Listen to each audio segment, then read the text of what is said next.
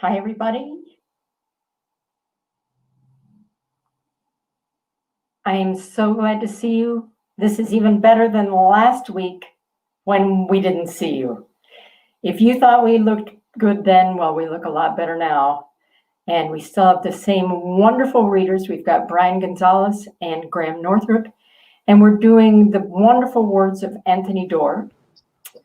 And Anthony Doerr, I got to tell you, even though he was born in Cleveland and now lives in Idaho, he writes about the sea, and he writes about fish, and he writes about continuums and all of the things that water represents. He has won everything you can imagine for his work. Pulitzer Prize, Guggenheim, every possible prize. And if you look at his website, for nothing, you can read some of his essays. I'd like to recommend that to you. This man is fabulous.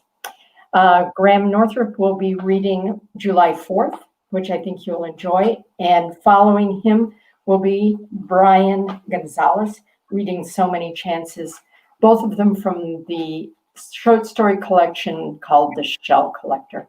And I think you'll be glad you were here. Graham, take it away, will you? July 4th by Anthony Doerr. By July 4th, it was all but over. The Americans went to fish the River Neris one last time.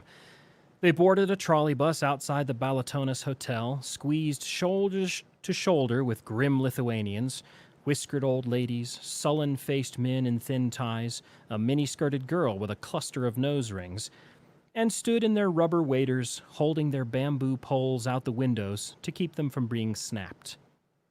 The trolley rolled past the green market stalls and awning-fronted shops on Pilley's Street, past the cathedral and belfry below the castle on the promontory. It rattled to a stop at the Zaliassis Bridge, and the Americans pushed off and slumped down the slick, grassless slope underneath the arches where the river slogged between concrete banks.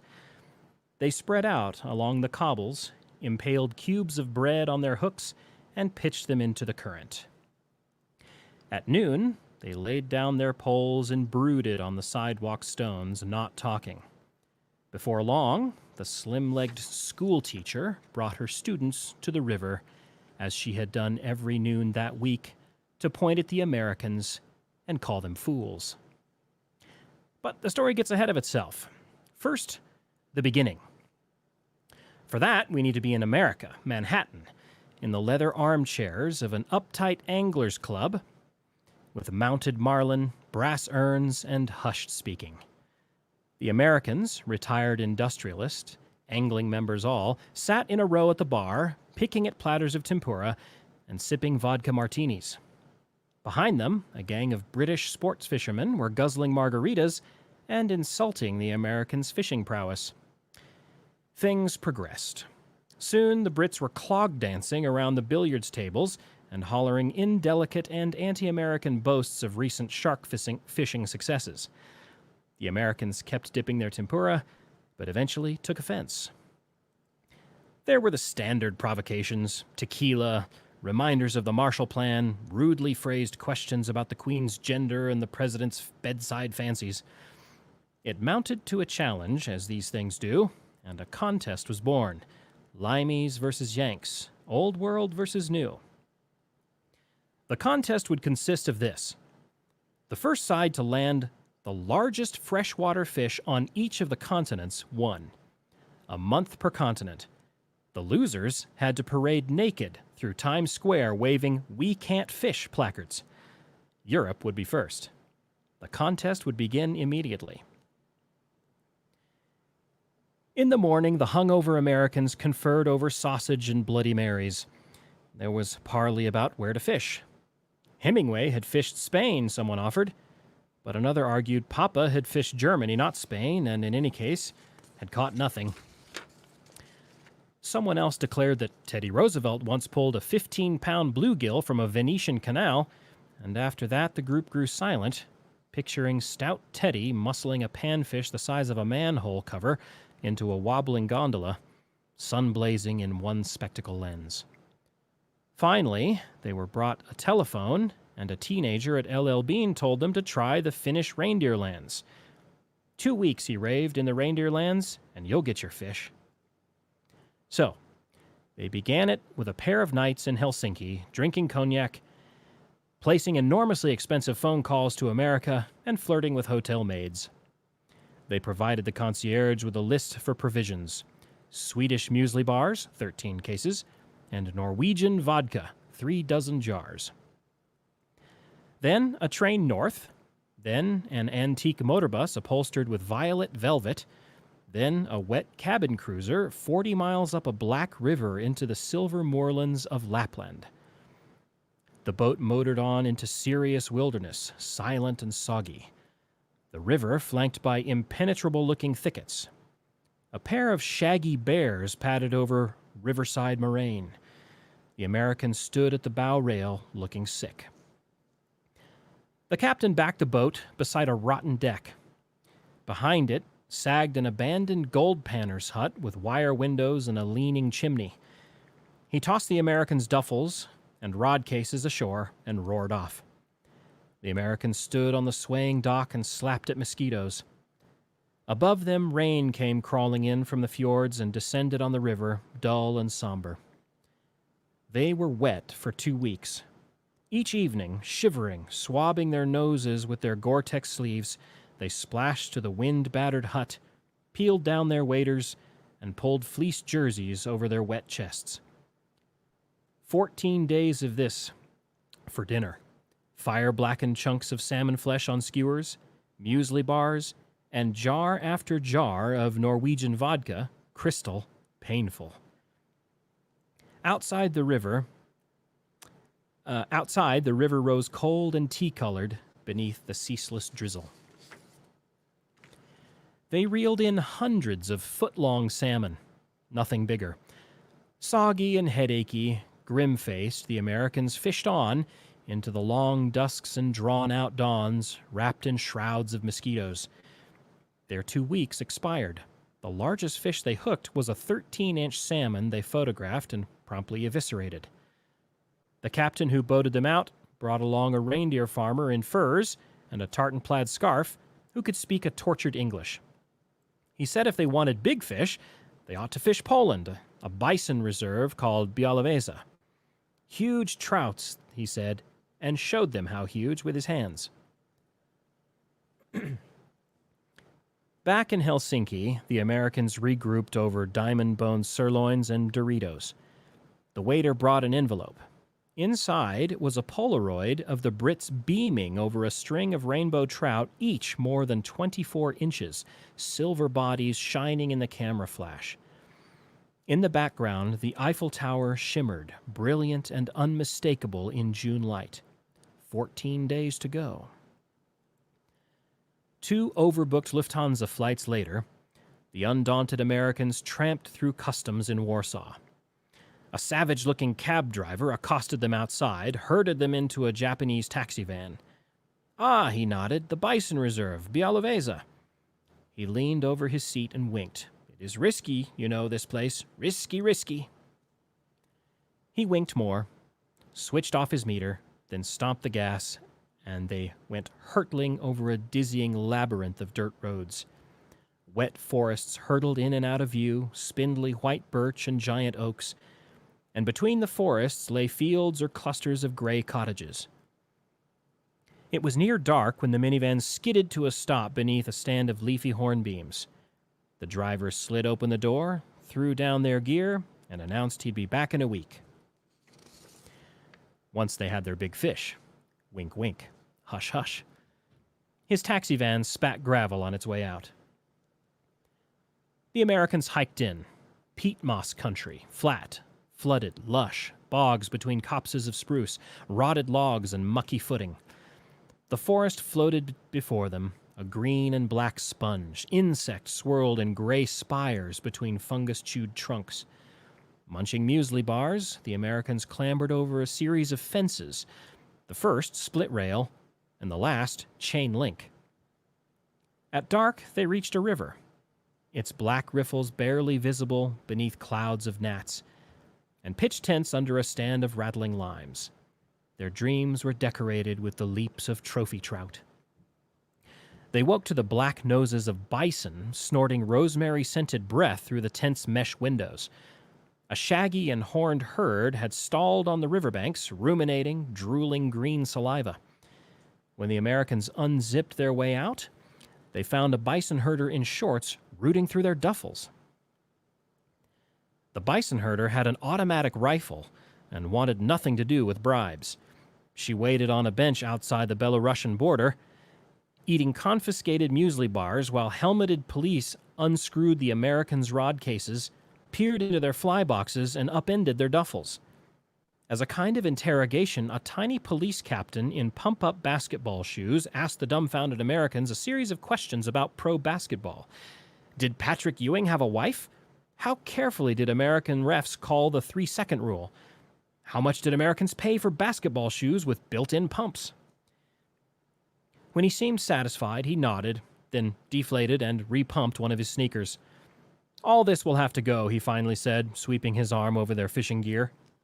But we only wanted to fish, the Americans insisted, for trout. Oh, yes, he nodded, repumping the other shoe. Oh, yes, there are trouts, big trouts, in the Biebzra, he said. He said something to his men, and they repeated, big trouts, and showed the Americans how big with their hands. But you see, the little chief shook his head. Americans must not fish here. It is illegal. The Tsars shot boars here, and before them Polish kings, Lithuanian princes, all shooting boars. We didn't shoot boars, the Americans said. We didn't even fish. We were sleeping. We thought we were in Poland. Nonetheless, said the chief, removing his helmet, you must play us in basketball for your things. There was a dirt court behind the border station. Chain nets, plywood backboards. The Belarusians unclipped their police belts and leapt into a series of pre-game drills. When the game started, they executed backdoor cuts, shot rainbow jumpers, ran the pick and roll to perfection. They beat the befuddled Americans by 40. Afterward, the Belarusians hoisted their small chief onto their shoulders and sang to him. The bison herder on her bench unwrapped another muesli bar and cheered placidly. The sweaty Americans were ushered onto a motor bus with cracks in the windshield. You will go to Lodz, the chief told them, picking at a thread on his newly won Gore-Tex pullover. Back to Poland. It is lovely there. Halfway to Lodz, the windshield fell onto the driver, and the motor bus plunged into a drainage culvert and rolled onto its side. The passengers climbed out hatches in the roof and squatted by the roadside in a field of buckthorn. It began to rain. The Americans sat in a soggy cluster, mud seeping through their socks. Hours later, they were shivering on a speeding flatbed between plastic crates of meat chickens heading south to a Slovakian slaughterhouse.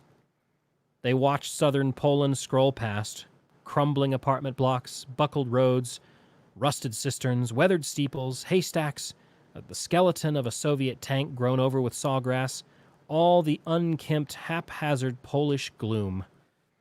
By the time they got to Krakow, they were drenched and ravenous, and the swarthy Poles in velour jogging suits who smoked cigarettes on the street corners shot them wary scowls. The Americans were badly discouraged. 12 days to go, stripped of their gear, sniffling, they huddled in a Krakow McDonald's and invoked middle school platitudes about Cornwallis's surrender and Valley Forge, about pitching crates of tea into Boston Harbor and bloody-souled snow marches for the good of the Republic. We must not quit now, they mumbled, and dipped their chicken nuggets into a tasteless sauce. The morning broke blue, and the Americans, having dreamed of Washington and Wayne, Bunyan and Balboa, found themselves hopeful. 11 days seemed like enough time to beat some boorish Brits. They cash advanced their MasterCards and bought rubber waders, bamboo poles, Japanese hooks, 3 spools of thick monofilament. A Pole at the sporting goods shop insisted they fish a place called Lake Popradsky, only 1 hour away. It's the place to fish, he gushed. Insane fishing, muskie imported from Minnesota. He demonstrated the impressive length of the lake muskie with his hands. By afternoon, the Americans were stepping off a bus, in the Carpathian Mountains, jaggy summits collared in peacock greens and mustard yellows.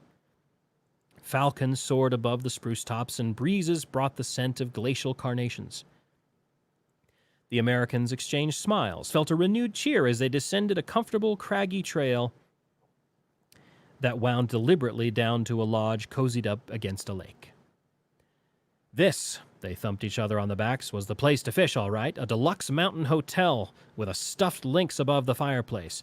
Gentians in crystal vases, smiling Slovakian hostesses in white aprons who escorted them to carpeted rooms. They shaved, showered, clinked glasses on the canopied deck. Above them, on surround sound speakers, the delicate staccato of a string quartet. On a massive RCA home theater, a taped replay of the Super Bowl. In the twilight, the Americans brought gin and tonics to the beach and rented pedal boats shaped like giant swans. They trolled night crawlers from their bamboo poles, sipped their drinks, and nodded to the lovers who paddled among them, spellbound all of them in the tangerine dusk. For 3 days, they pedaled their swan boats and caught sunfish. Huge sunfish, to be sure, but the sunfish at their largest got no bigger than a dinner plate. And the Americans unhooked them and let them slap along the fiberglass breasts of their swans until they reached the water and were free. The Americans knew there were muskie in Lake Popradsky because the hostesses had shown them photos. But the muskie were not cooperating. On June 27th, they got their first muskie in a shallow shoal on a rapala they had run through that water 50 times or more. It was big, probably 35 inches, with faded green gills and mahogany fins. The Americans cheered, brained it with the butt of a wine bottle, and resumed their angling with renewed verve. With a week left, the Americans were gleefully boating a 41-inch muskie when a FedEx van came gliding over a pass into the valley. They watched it park at the hotel. A purple jumpsuited driver jogged to the beach and waved them in where he had them sign for a videotape. When the Americans pushed the tape into the hotel VCR, they watched the oversized screen where the Brits bobbed into view, unshaven and bug-bitten, crowded around what looked like the stern of a rusty pontoon boat. The picture zoomed and focused on a crouching Brit who withdrew from the dark water a colossal salmon. His hand entirely disappeared inside the fish's gill slot. It was overlarge. It disgusted the Americans, its outsized jaw, black button eyes, sagging belly, and massive tail. It was, one of the Americans stammered, the size of a first grader. Off-screen, the Brits spouted gloats. The image zoomed, fixed on the bloated salmon for an unbearable moment. Finally, the camera panned, and with horror, the Americans recognized the rotten dock, wire windows, and leaning chimney of the gold panner's hut in the reindeer lands, unmistakable, rendered before them in crude and super-real clarity. They sat, boggled, while the surround sound speakers assaulted them with exultant and decidedly anti-American yelps. This time, no Boston Tea Party speeches were offered up. The Americans sat under a pall of defeat and could not shake the searing image of that overgrown salmon, more real than anything around them now, the dusty links above the fireplace or the lake beyond the windows.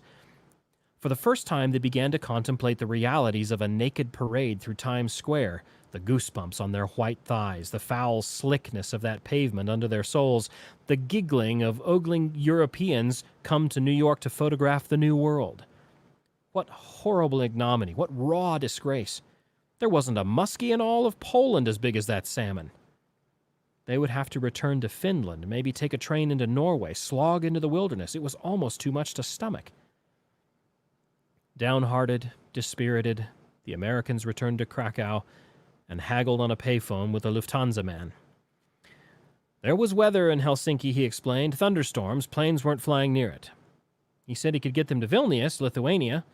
Vilnius was as close as they could get. So they flew to Lithuania. They checked into a hotel at midnight and ordered potato chips from the bar, which were delivered to their rooms on fine china. At daybreak, They rephoned Lufthansa man.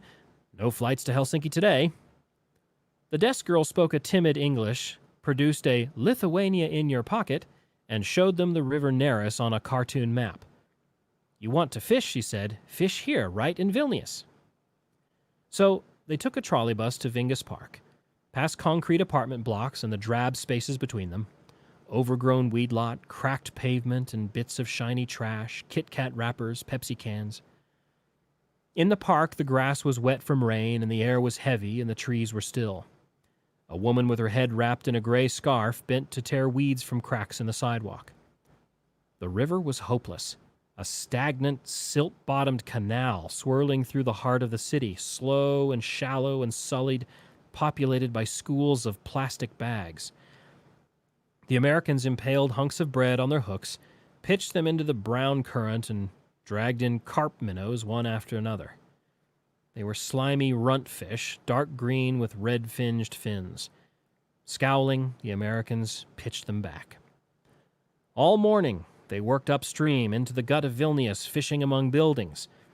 Below, people crossing a great stone plaza beside a weathered cathedral, beneath torrents of cars rumbling over a bridge.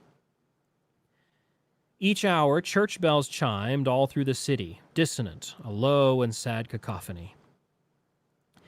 At 12 bells, the Americans smoked Marlboros and sat on the smooth stones of the cobbled banks.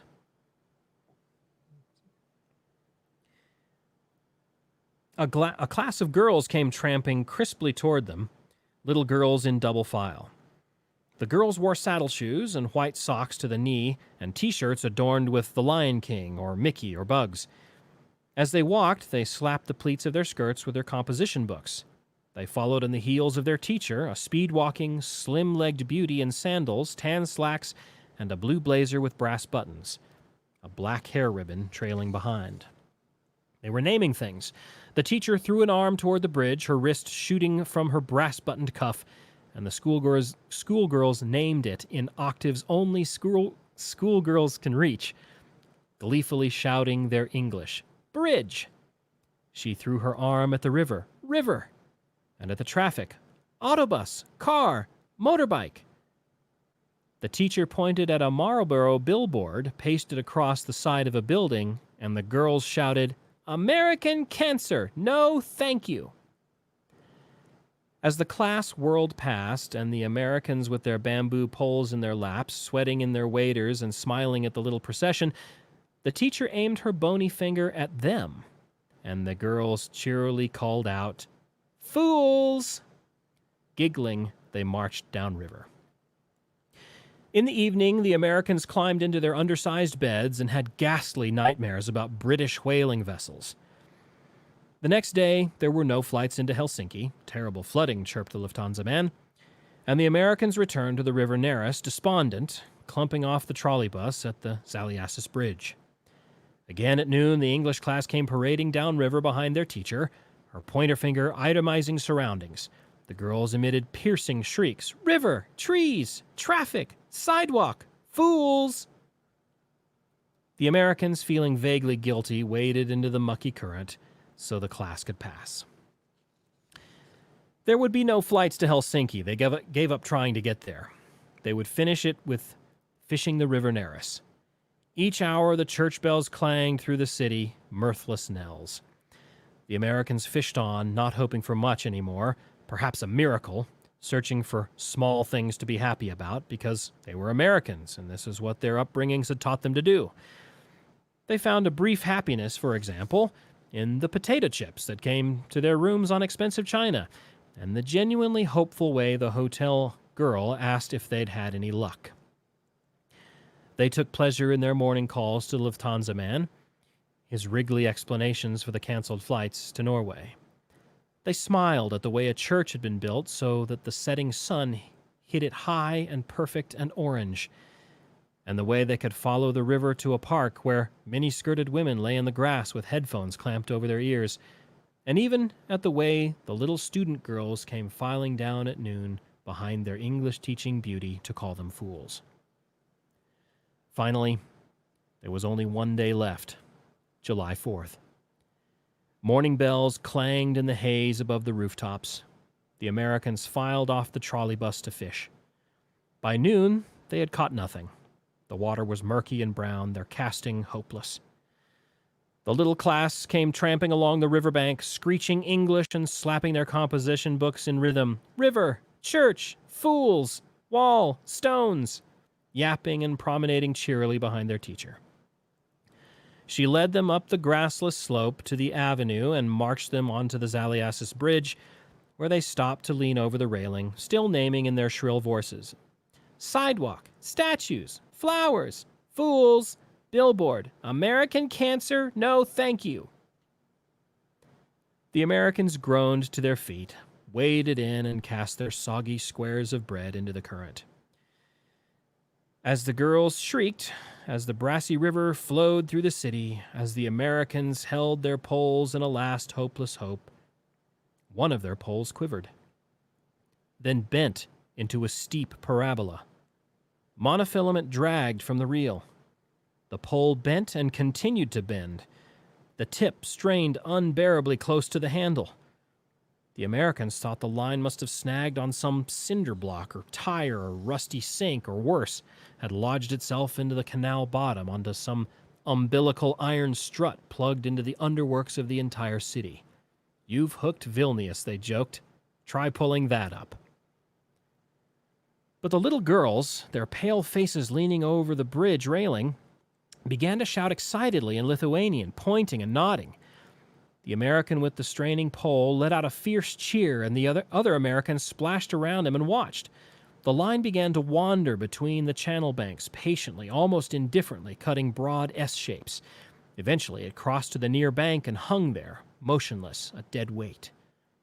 The American with the rod strained and grunted and finally grappled it into the shallows between his feet. Then he set down the pole and gaped, and the Americans around him shook their heads and gaped too.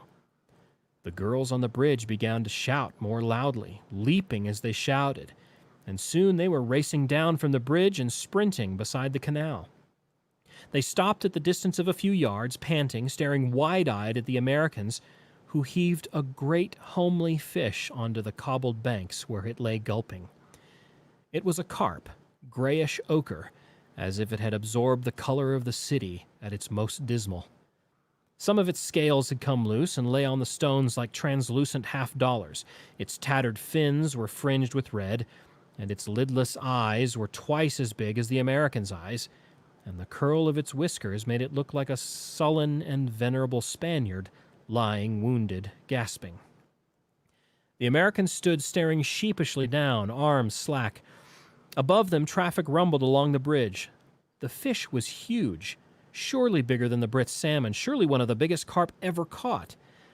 It waved its pectoral fin slowly, raising it, lowering it, an awful gesture. One of the Americans lifted the fish, cradling its sagging mass in his arms, and proclaimed it 50 or so pounds, 60 maybe. He held it, not knowing what to do. Its belly sagged between his hands. A string of excrement trailed from its anus. The sun weighed down heavily through the haze. The teacher arrived, frowning and huffing behind her students. The carp shifted. A small shrug, no more than a slight leaning, but it was enough to slip the grasp of the arms that held it. It thudded, jaw first, onto the bank, and slid a little on its side, leaving the stones it had slid across wet with slime. It came to a stop and lay there, flexing its tail. The Americans produced a disposable travel camera, but when they went to click the button, the camera stuck. They fumbled with it. It fell into the river and sank. The carp sucked and gasped, its round mouth and 4 barbell whiskers making feeble O's in the air, and a line of blood, barely visible against the scales, went trickling from one gill. The girls began to cry. The teacher sniffled. The Americans looked over at this gaggle of girls in saddle shoes, standing open-mouthed with fingers laced in front of their composition books, little girls with gold crucifixes around their necks, and a few with bruises on their knees, bangs coiled against their foreheads, knee socks sagging in July 4th heat, tears on their chins. Behind them, their teacher had her fingers on her temples, elbows against her chest, one trembling lip between her teeth. "Fools," she said, "you fools." What a fish. What schoolgirls, what Americans, to let that carp go. Its fins dappling the surface of the river, lazy, ugly, wandering into the whirling depths of the city current. Church bells sounded, and at some point the Americans decided they would do better on the next continent. They would research and avoid risks, not fish in illegal places, not drink so much, not heed the advice of every stranger. They would carry 2 sets of everything, 2 rods and 2 fleece jerseys per man. Next time they wouldn't have to wait until the last day.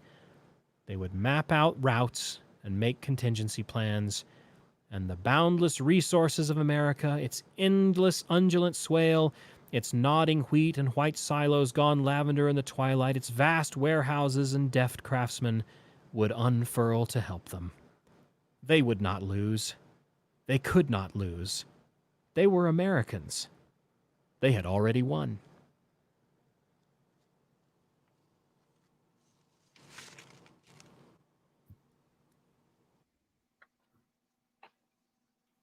Part 2. So Many Chances from Anthony Doerr from The Shell Collector. I believe that's supposed to say so many chances. At least that's what it says in my copy. Dorothea San Juan, a 14-year-old in a brown cardigan, janitor's daughter, walks with her head down, wears cheap sneakers, never lipstick, picks at salads during lunch, tacks maps to her bedroom walls, holds her breath when she gets nervous.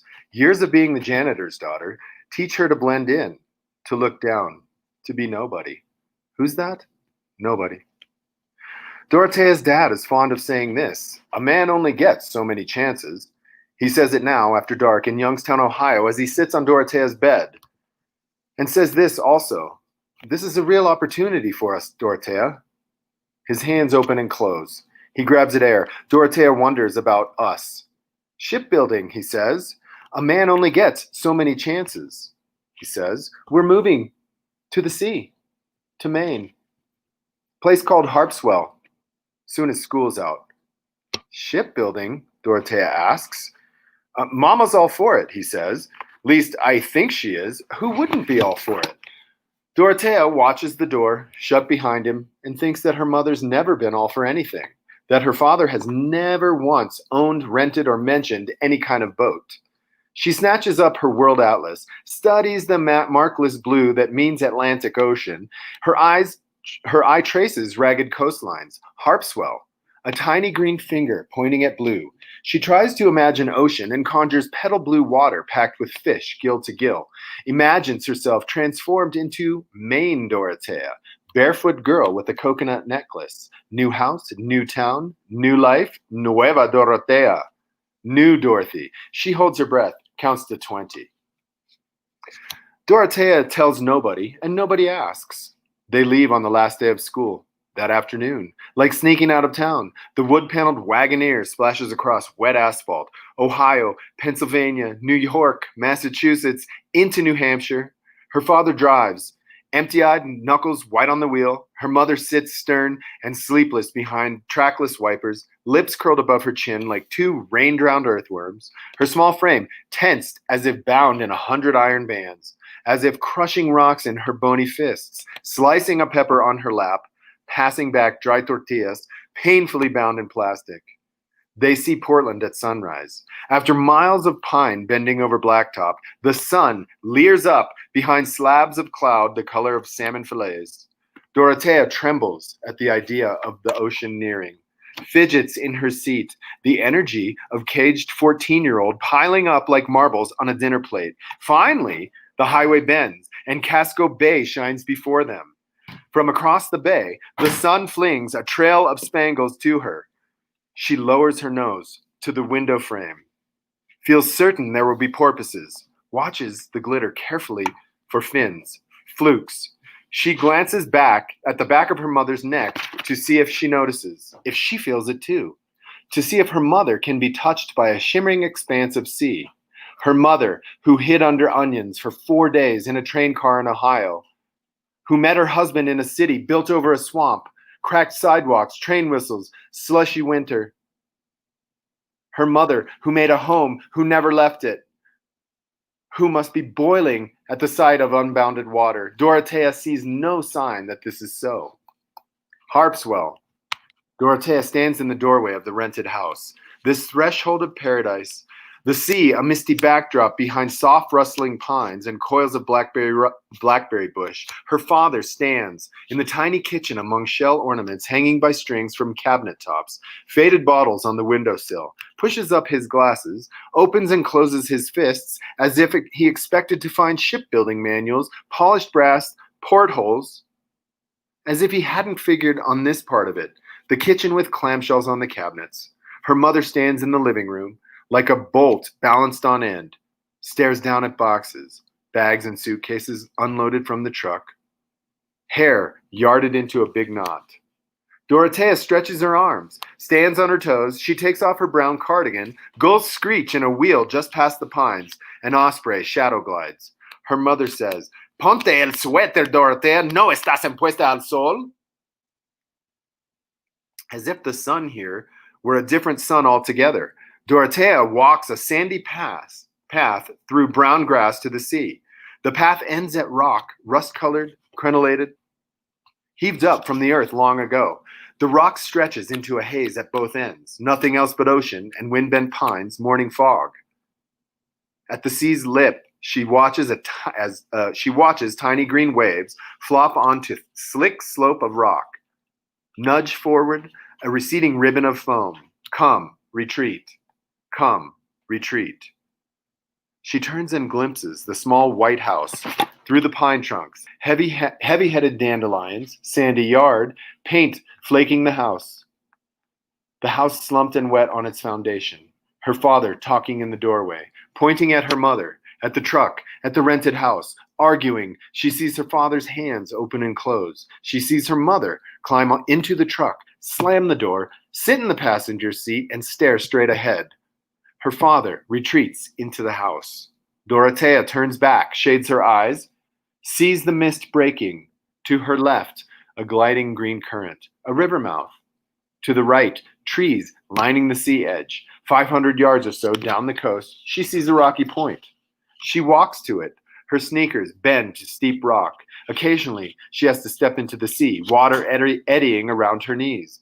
Cold salt stinging thighs. Sea mud sliding underfoot. A rag of mist descends, and she loses sight of the point. In a place, the rock is steep, and she wades to get around it. The water rises above her waist, shocks her belly. Finally, the rock climbs back on an upslope. Her feet dig in. She climbs up, mud in her fingers and salt drying already on her skin. Legs lifting, her dripping out onto the shelf of rock, the point still half obscured in mist. She shades her eyes, again takes in the ocean. Are there dolphins out there? Sharks? Sailboats?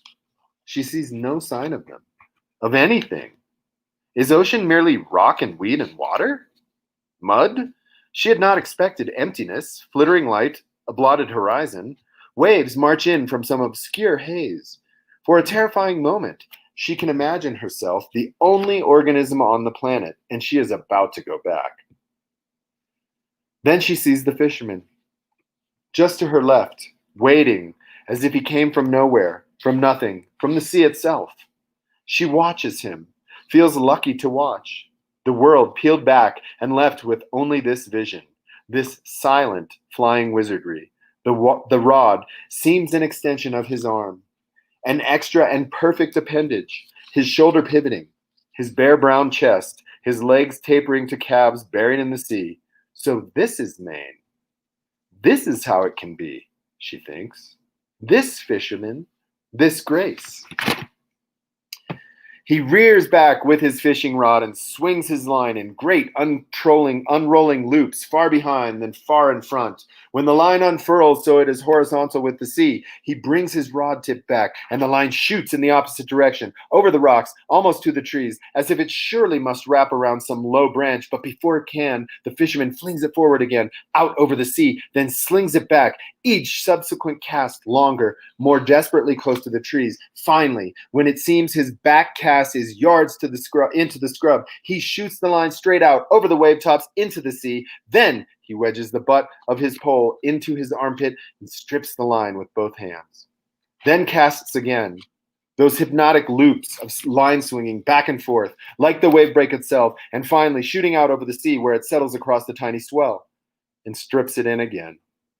She stands on the rock, feels the packed rows of fossil beneath her, holds her breath, counts to 20, and then splashes from her shelf of rock into the sea, her sneakers again on barnacle and slippery weed. She walks 100 yards, head up, toward the fisherman. Turns out he's a boy, 16 maybe, skin like calf leather, a string of small white shells on his throat. Looks at her through brick-colored hair, eyes like green medicine. He says, funny to be wearing a sweater on a morning like this. What? Warm for a sweater? He casts again. She watches the line, watches him feed it into the cast from the neat coils floating around his ankles, watches the line swing back and forth, and finally shoot into the sea. He strips it in and says, tide's turn, be coming in soon. Dorothea nods, not sure what this information means. She asks, what kind of fishing pole is that? I've never seen a pole like that. Pole? Poles are for bait fishermen. This is a rod, a fly rod. You don't fish with bait? Bait, he says. No, never bait. Bait makes it easy. Makes what easy? The fisher boy hauls in his line, casts again. This, casting to fish. Of course, a striper or blue will bite on a hunk of squid. Of course, a mackerel will take a bloodworm. What's that? It's a game with the rules removed. No elegance. Elegance. Dorothea considers this. He had no idea that elegance had something to do with fishing. But watch him cast. See the mist tear away from the pines. The boy continues. Bait fishermen toss a herring out there, move it around a bit, drag in a striper. That's not fishing, that's criminal. Oh, Dorothea struggles to understand the coarseness of bait fishing. He hauls in his line, pinches the leader, holds the fly in front of Dorothea, white hair tied with neat wraps of thread to a steel hook, a tiny painted wooden head, 2 round eyes. Is that a lure? A streamer, a bucktail streamer. That's white hair. There's dyed bucktail. That white hair there is dyed bucktail. Dorothea holds the fly gently in her palm, the neck wrapped with perfect tiny wraps. Did you paint this? The eyes? Sure. Tied the whole thing. He reaches into his pocket, removes a paper bag, pours its contents onto her palm. Dorothea sees 3 more flies, yellow, blue, brown. Imagines how they must look in the water to a fish, long and thin, like little fish, like a snack. Perfect, marvelous, soft beauty lashed to sharp steel. He is casting again, splashing down the coast. Dorothea follows, the water higher on her shins than before. Wait, she says, your hooks, your streamers. You keep them, he says. I'll tie more. She refuses, but does not take her eyes from them. He casts. Sure, he says, a gift. She shakes her head, but puts them in her pocket. The wave break laps her knees. She studies the sea, looks for signs of sea life. Fins bending, sea creatures leaping. She only sees the sun laying gold coins across the waves and the ever-retreating fog. When she looks up, the fisher boy has nearly rounded the point. She splashes after, watches him cast. The waves so as they collapse. Hey, she says. Hey, there's fish out there, right? Or you wouldn't be fishing. The boy smiles. Sure, it's the ocean. Somehow, I thought there would be more stuff in the ocean, more fish. Where I'm from, there's nothing. And I hope that maybe there would be. I thought there was, but now it just seems huge and empty. The boy turns to look at her, laughs, lets his line drop, bends, and reaches into the water at his feet. Digs into the mud, brings up a fistful. Look here, he says. In the dark clump, Dorothea sees nothing at first. Mud clots dripping, shell fragments, water droplets. Then she notices microscopic movement, translucent flecks squirming, hopping like fleas. The boy shakes his hand. A tiny clam appears on his palm, its foot half clamped like the shell, in the shell like a bitten tongue. Also, a snail clinging upside down, its miniature unicorn horn shell pointing at the earth. And a tiny translucent crab, some kind of eel squirming. Dorothea pokes the mud with her finger. The boy laughs again, washes his hand in the sea. He casts and says, "You haven't been here before." No, she looks out to sea, thinks of all the creatures that must be under her feet, thinks how much she has to learn, looks at the boy, and asks his name. After dark, Dorothea stands in her tiny new room. Looks around, she tacks a map to the wall, sits on her sleeping bag, traces the state of Maine with her eye. The land with its borders and capitals and names, her eye is drawn continually back to the blue that stretches into the fringes. A moth hurls itself at her window. In the trees outside, insects rasp and scream. Dorothea thinks she can hear the sea. She pulls the bucktail streamers from her pocket to admire them. Her father stands in the doorway, knocks softly on the doorframe, and says, "Hey," sits on the floor beside her. He looks caved in by his sleeplessness. His back and shoulders are round. "Hi, Daddy." "What do you think?" "It's so new, Daddy. It'll take some time. I'll get used to it." She doesn't talk to me. She hardly ever talks to anybody. That's her way. Her father slumps, gestures with his chin towards the streamers in Dorothea's hand. "What are those?" "Flies for fishing. Streamers." "Oh." He does not bother to conceal that he is elsewhere. "I want to fly fish, Daddy. Can I tomorrow?" Her father's hands open and close. His eyes are open, but not seeing.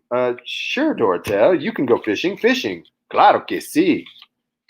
The door closes behind him. Dorothea holds her breath, counts to 20. Here's her dad inhaling slowly in the other room, and each breath taken summons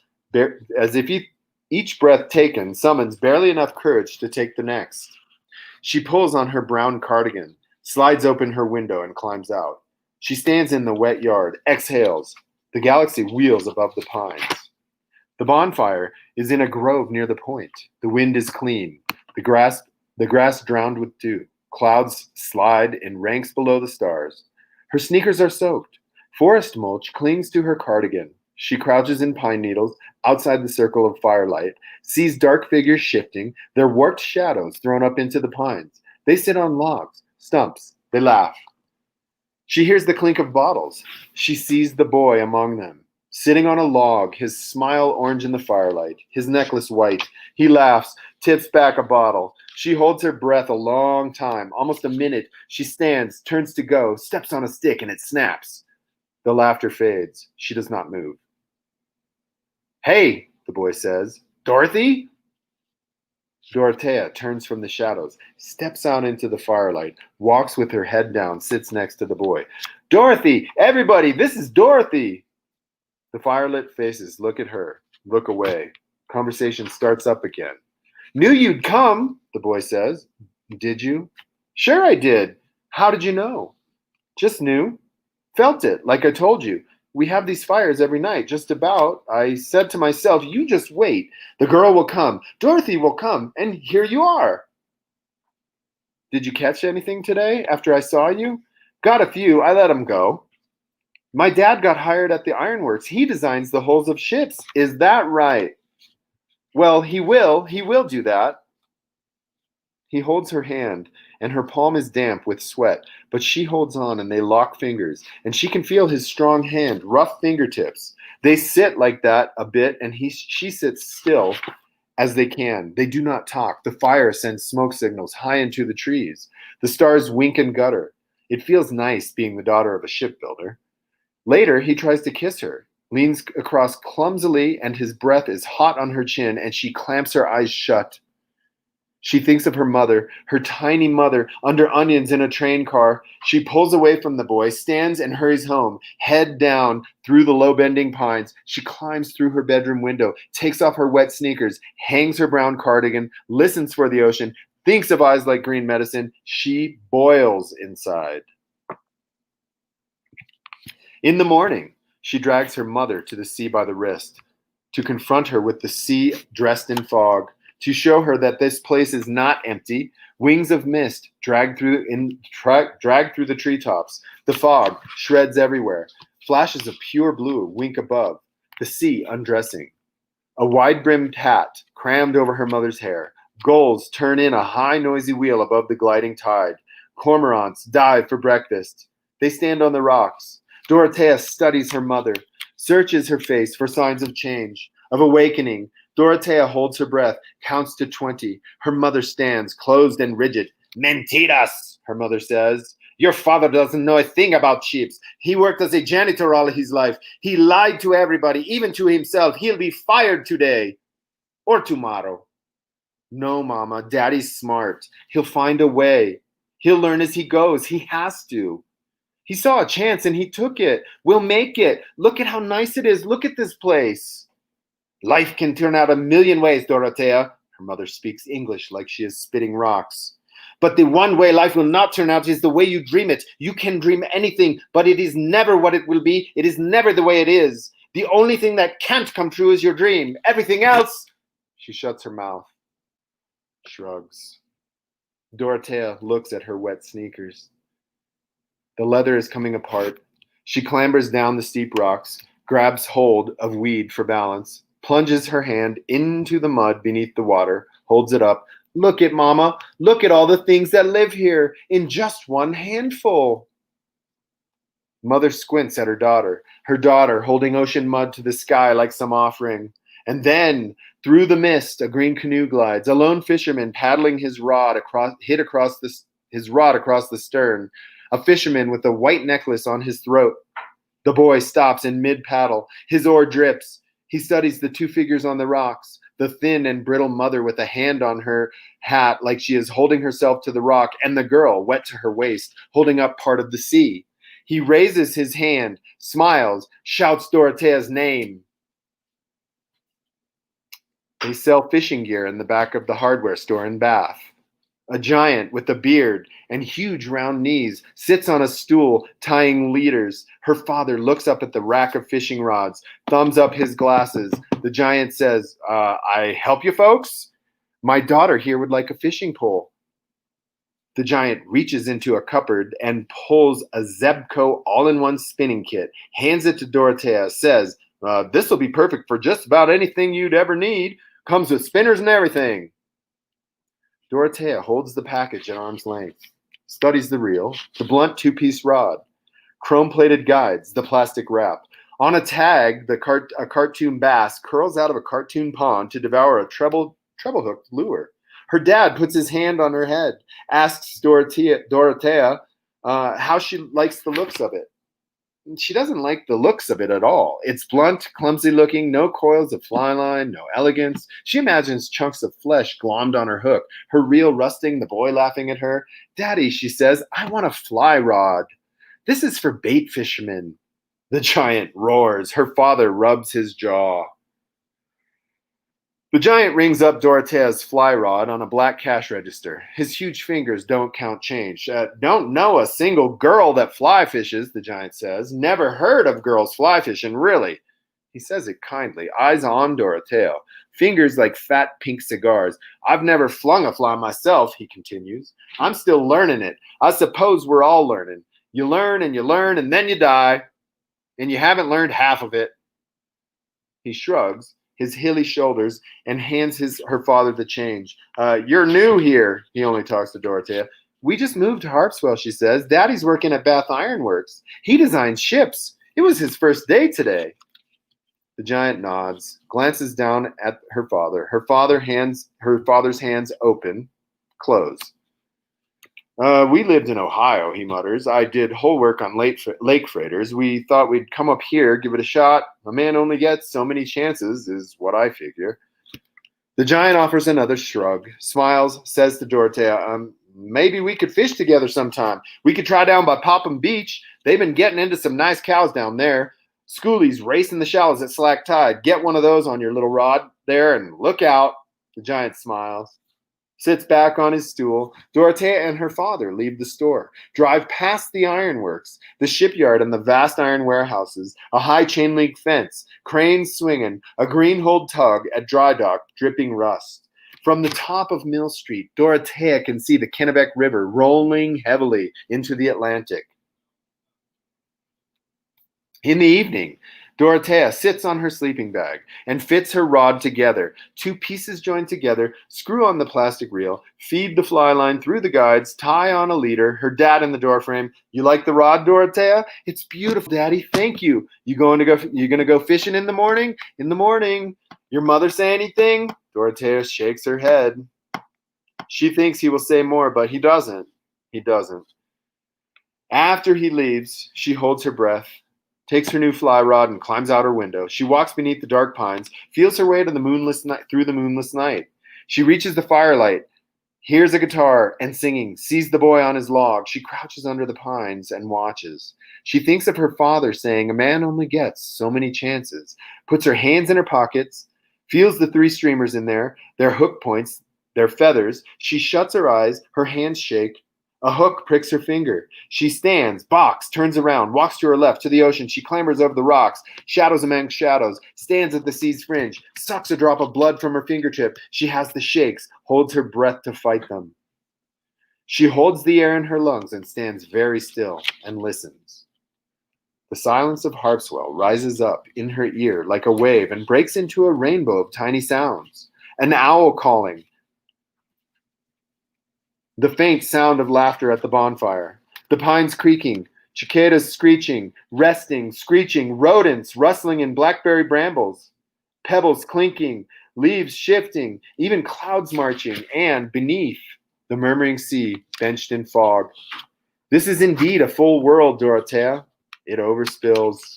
She breathes, tastes the salty ocean cycle of rot and birth, takes up her rod and feeds the line clumsily through the guides. Whips it behind her. It snags on something. She turns. The boy is there. His fingertips on her shoulders, the sleeves of her cardigan, his eyes on hers. Her mother stands in the room at dark, her hands on her hips like she is trying to crush her own pelvis. Her black shoes planted firmly. Dorothea straddles the window frame, one leg in, one leg out. Her fly rod half into her room. Her dew-soaked sneaker stuck all over with pine needles. I thought I told you not to see that boy. What boy? Who called you Dorothy? The boy in the canoe? You know what boy. You don't. You don't know him. I don't either. Her mother stares. Her body quakes. Tendons in her throat stand out. Dorothea holds her breath, holds it so long she feels sick.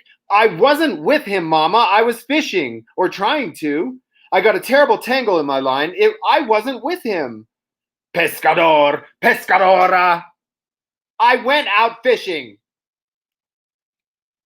From then on, Dorothea is imprisoned after dark. Her mother does it herself. She screws long bolts into Dorothea's window, hammers it shut, Dorothea's door locked at night. She stares at her maps. The summer rolls forward in silence. The rented house cramped and creaky. Every day her father leaves at dawn, comes home late. Dinners are eaten silently. Her mother's face retreats inside itself like a poked sea anemone. Silverware clinking, a platter on the table. Beans with the life boiled out of them. Tortillas wrung dry. Please pass the peppers, Mama. The house creaks. The pines whisper. I went fishing today, Daddy. Found a lobster claw long as my foot. Really? Dorothea leaves the house just after her father does, and she stays out all day, fishing, telling herself she is fishing and not looking for the boy. She tramps all the way to South Harpswell, muddy-ankled, walking the sea edge, turning over shells, jabbing at enemies with sticks, learning the tiny tricks of shore life. Don't squeeze a sea cucumber. Scallop shells break easily. Stone crabs hide under driftwood. Check periwinkles for hermit crabs. Snails stay tucked inside murex shells. Stepping on horseshoe crabs doesn't do anybody any good. Barnacles are good traction. From 100 feet up, a cormorant can hear you split open a sea clam and will turn and dive and land and beg for it. The sea, Dorothea learns, blooms. She learns and relearns it. But mostly she fishes. She learning the knots, catching a barbed streamer in her hair, crouching on driftwood to pull out wind knots or undo massive tangles of leader, gets her line caught on brambles, on branches, one time on a floating detergent bottle, learns to walk with her rod, guided through brush over rocks, didn't even know she needed a tippet. The cork handle on her rod goes dark with salt and sweat. Her brown shoulders go the color of old pennies. Her sneakers rot off her feet. She walks the sea's edge, barefoot, heads up. This is new Dorothea. This seaside Dorothy. She catches nothing. She tries Popham Beach. The long faded spit of sand there, the estuary at ebb tide, at slack tide. She casts from rocky points, from a wooden deck. She wades to her neck and casts, and nothing. Sees men in boats haul in 20, 30 stripers, beautiful striped bass with charcoal stripes and translucent mouths gasping, and nothing for her own steamer hooks but green weed or flotsam. And those awful tangles of leader, line wraps around itself, her ankles, knots from nowhere spoil her tippets, never a sign of the boy. She sees fish out of the water, sturgeon leaping, sees the ocean violence, sees a pack of bluefish snarl out of a wave, curl through a panicked cloud of herring, drive half-bitten, quivering smelt onto the sand, sees a dead cod turn over white and fat in the swash. She sees a tide-bleached skate picked apart by gannets, an osprey pluck a whiting from a wave top. One noon, she hikes to where they light the bonfires. The sky is gray and low, skimming the treetops, rain plunks slow and warm, the fire pit black and wet and flat, beer bottles rolled up against the logs, standing on stumps. She walks out to the point, takes off her sweater, wades into the sea, waves lap at her neck. Her hair floats beside her. She thinks of the boy, his hot breath, his rough fingertips, those green eyes gone black in the dark. Day long, she talks to no one.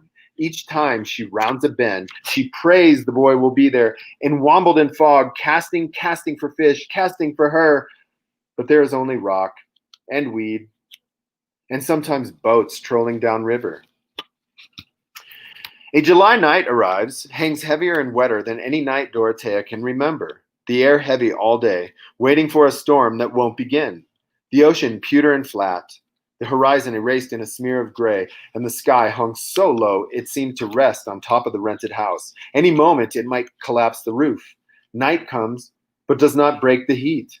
Dorothea sits in her bedroom and sweats. She feels the sky threatening to bury her. Her father stands in the doorframe. Sweat circles under his arms. He used to get those when he mopped floors. Her dad, the shipbuilder. Hiya, Dorothea. Daddy, it's hot. Only thing for it is to wait. Can't we get her to open the window just for tonight?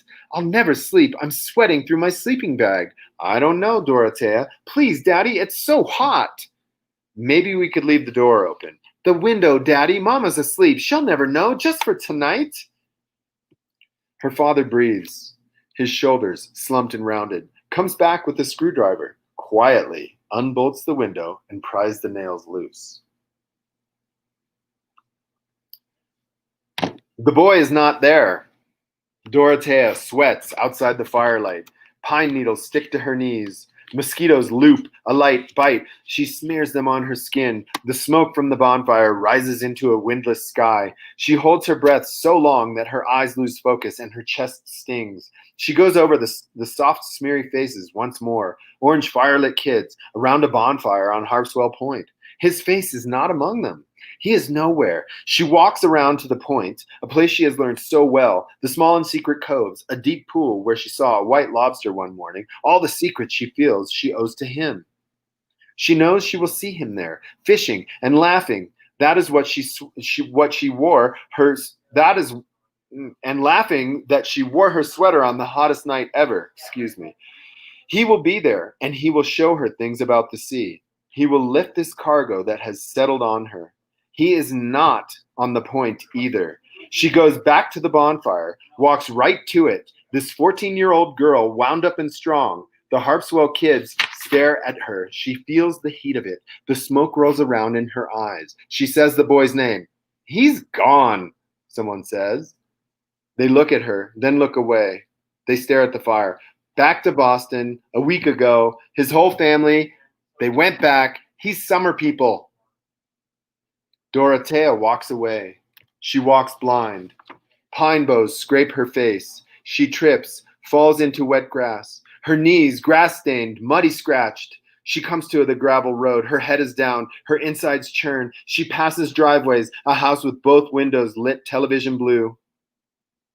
A dog barks. She hears an owl. Turns down a paved road. Passes a lumber yard. Part of her realizes she is lost. She feels cold very far inside, and the sky could not hang any lower. She walks and runs, and she is barefoot and cannot shake the cold inside, and could not say which direction the ocean is. She walks a mile, maybe more. The road turns from gravel to pavement. She sits a while and shivers. An hour goes by, and then another. The sky turns pink. A truck rattles along the road, fenders sagging, one headlight burned out. It slows beside her. A man in glasses leans across, pushes open the door. She gets in, asks him to the ironworks. He lets her off at the high chain link gate. Her legs are scratched, red and muddy. Her hair hangs in clumps. Men in caps carry lunchboxes, hurry past her. A Mercedes rolls by, tinted windows, tires crunching gravel. She follows the men through the gate, and there's a sign that reads office. A fat man with a badge in a booth. Beyond him, a great corrugated warehouse, a crane swinging, stacks of culvert pipes on a barge. She knocks on the man's window. He looks up from a clipboard. My father, she says, Santiago San Juan, he forgot his lunch. I would like to bring it to him. The fat man pushes up his glasses, studies her brown and scraped feet, her shaking fingers, looks down at the clipboard, flips through sheets, glances through time cards. What did you say his name was? San Juan. The fat man studies her again and finally looks back at the clipboard. San Juan, he says. Here he is, Dock C4, around back. She follows arrows to C4, a concrete pier with a heavy crane hanging above and bordered by boxcars in high stacks. Men in suits and ties and hard hats walk past, rolled plans under their arms. A beeping forklift wheels. The driver gives her a hard look. She finds her father at the pier's edge by a big blue dumpster where the river rolls past dirty. Styrofoam cups bob in the current. Gulls screech around the dumpster.